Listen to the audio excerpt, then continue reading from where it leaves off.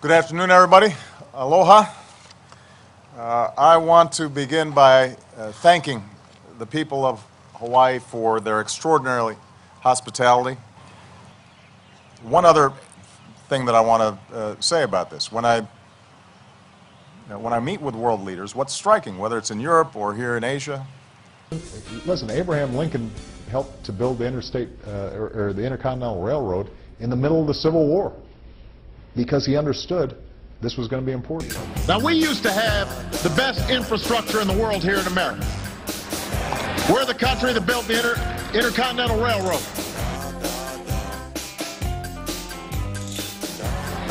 We're the country that built the Intercontinental Railroad.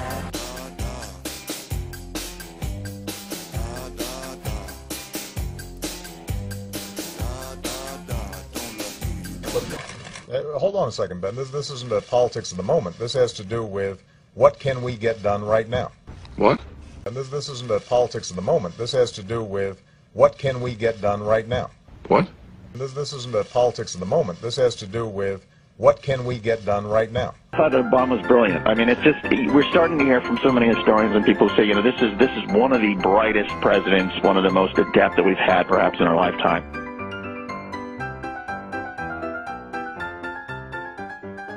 And I want to be very clear that we are resolved to halt the rise of privacy in that region. The reforms we seek would bring greater competition, choice, savings, and inefficiencies to our healthcare system. We are counting on you. There's much to celebrate from the FBI's first 100 days. Obama standing above the country, above the world. He's sort of God. PCAST with advising me about national strategies to nurture and sustain a culture of scientific innovation. In addition to John, sorry, I just noticed that I jumped the gun here. Go ahead and move it up. I had already introduced all you guys. In biomedicine, there are those who say the plans in this budget are too ambitious to enact. To say that, they say that in the face of challenges that we face, we should be trying to do less than more. Now, there's plenty of blame to go around for what has happened. And the United States certainly shares blame for what has happened. Pull our economy.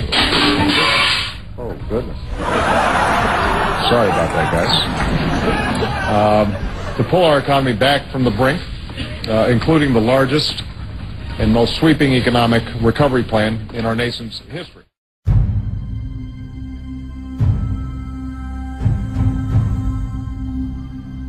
For Americans who get their insurance through the workplace, how many people are getting insurance through their jobs right now? Raise your hands. All right, well, a lot of those folks, your employer, it's estimated, would see premiums fall by as much as 3,000%, which means they could give you a raise.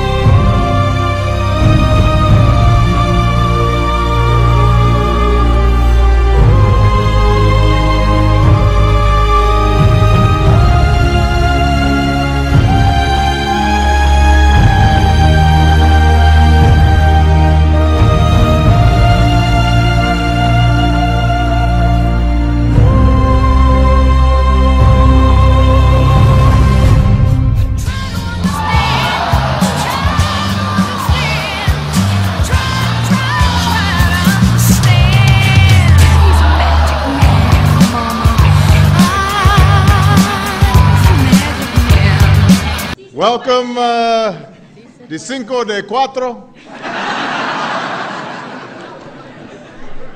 Cinco de Mayo at the White House. We are a day early. It's embarrassing when Europeans come over here. They all speak English, they speak French, they speak German, and then we go over to Europe, and all we can say is de cinco de cuatro. And I believe the nation that invented the automobile cannot walk away from it.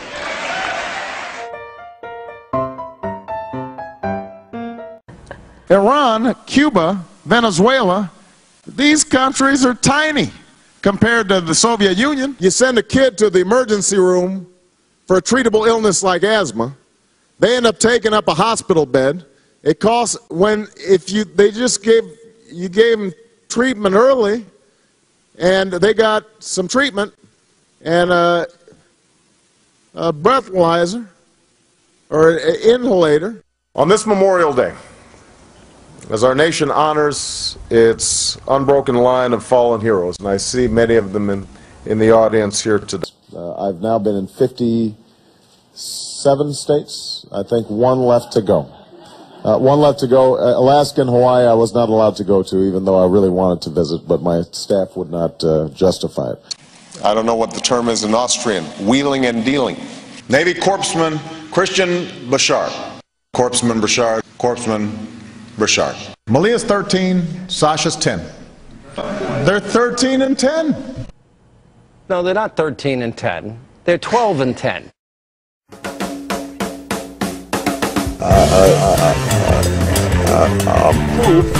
The economic, Tim,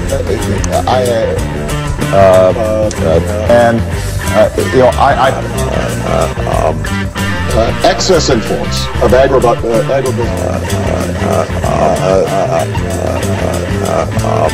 All the spending that we do. Y'all need a reality check? Let me put it this way. I don't know, Garrett, how to.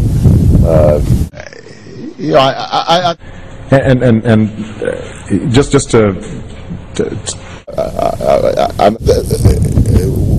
I'm very, very proud to live in a country that is willing to elect an elegant man president. Sam, well, I mean, on each of always can say, and look, a speech worthy of Abraham Lincoln. I think there's no doubt that.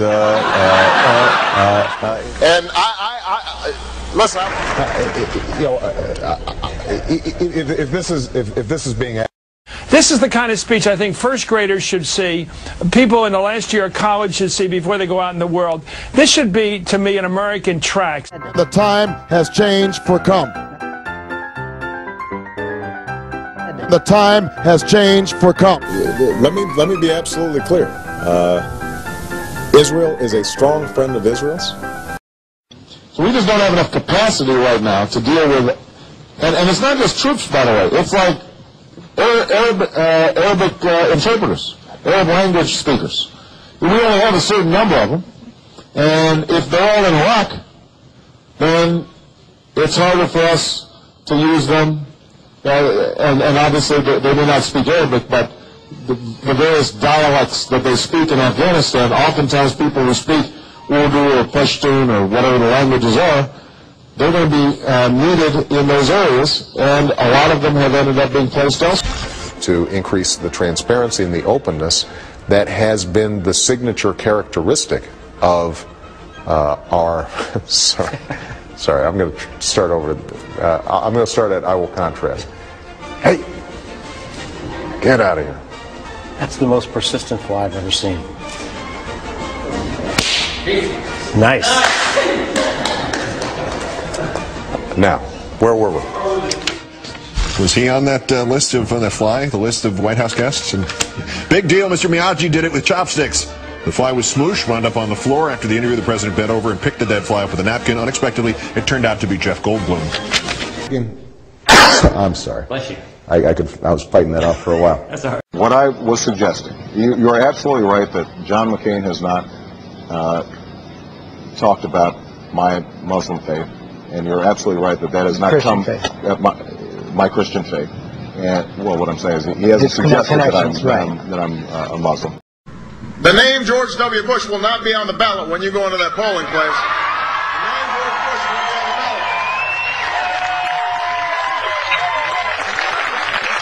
ballot. But George Bush's policies will be on the ballot. Because John McCain is a genuine American hero. He is a war hero, and he deserves all our honor and respect for that. But he is running for George Bush's 4th term. And I think private insurers should be able to compete. They do it all the time. I mean, if you think about it, you know, UPS and FedEx are doing just fine, right? No, they are. I mean, it's the post office that's always having problems. In terms of speaking to former presidents, I've spoken to all of them that are living. Obviously, President Clinton. I didn't want to get into a Nancy Reagan thing about doing any seances.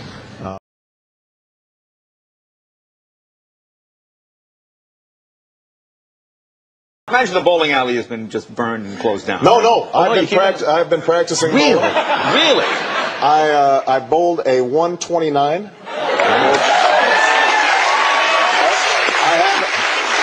Oh no, that's very good. Yeah. Oh, that's very good, Mr. President. This is like Special Olympics or something. Based on the rock-solid foundation built during Queen Elizabeth's lifetime of extraordinary service to her nation and to the world. Ladies and gentlemen, please stand with me and raise your glasses as I propose a toast. To Her Majesty, the Queen, to the vitality of the special relationship between our peoples, and, in the words of Shakespeare, to this blessed plot, this earth, this realm, this England. To the Queen.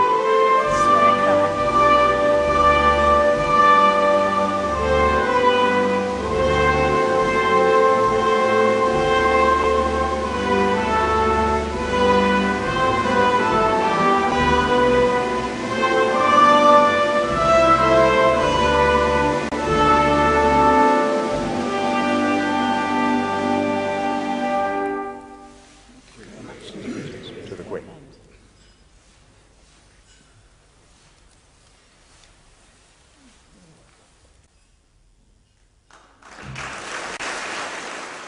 Throughout our history, America's confronted constantly evolving danger, from the oppression of an empire to the lawlessness of the frontier, from the bomb that fell on Pearl Harbor to the threat of nuclear annihilation.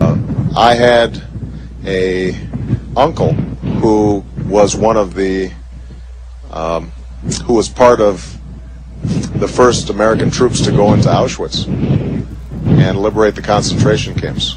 And the story in our family is that when he came home, he just went up into the attic, and he didn't leave the house for 6 months. This young man named Barack Obama got one of those tickets and came over to this country.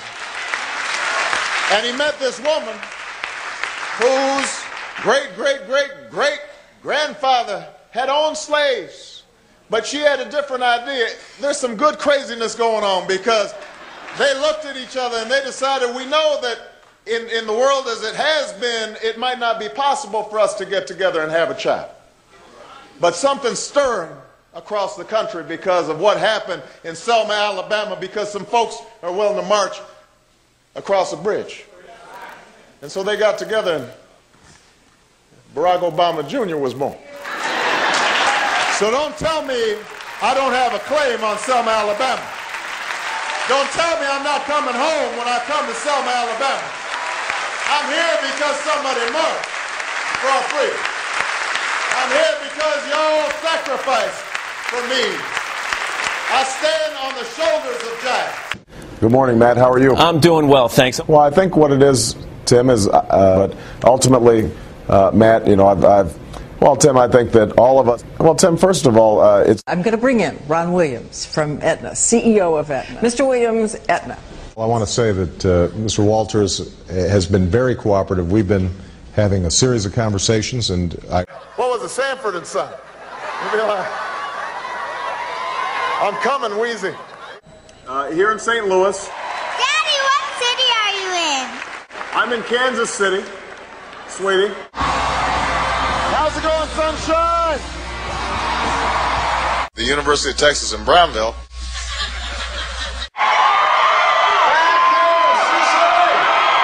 To have it unless there is a hardship exemption, as they've done in Massachusetts, which leaves 20% of the uninsured out.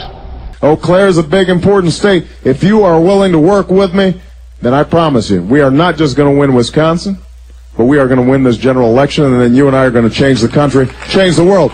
Let's go get a bratwurst. Get the crowd going. He's very much a crowd pleaser and known as an eloquent speaker.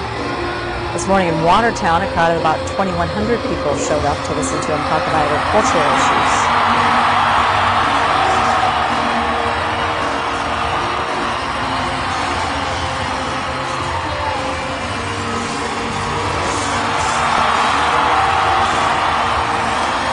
Now we'll take a listen to Barack Obama.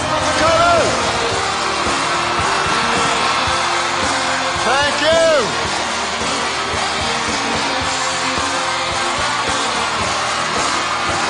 Thank you. Thank you. Thank you, Sioux City.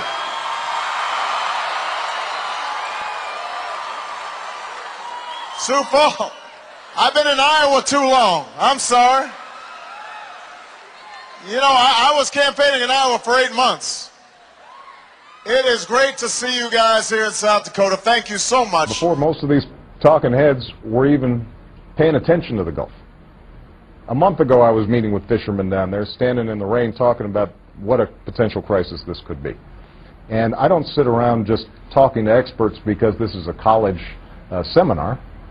We talk to these folks because they potentially have the best answers, so I know whose ass to kick.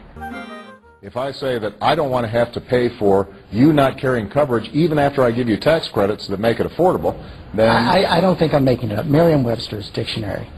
Tax, a charge usually of money imposed by authority on persons or property for public purposes. George, the fact that you looked up Merriam's dictionary, the definition of tax increase, indicates to me that you're stretching a little bit right now. Otherwise, you wouldn't have gone to the dictionary to check on the definition. Well, no. I mean, if what you're saying is... I wanted to check for myself, but your critics say it is a tax increase. My critics say everything's a tax increase.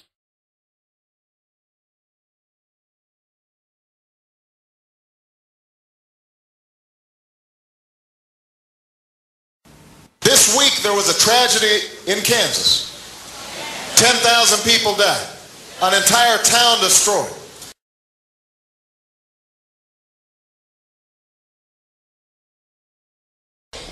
There is a perception that you lack experience in world affairs. Right.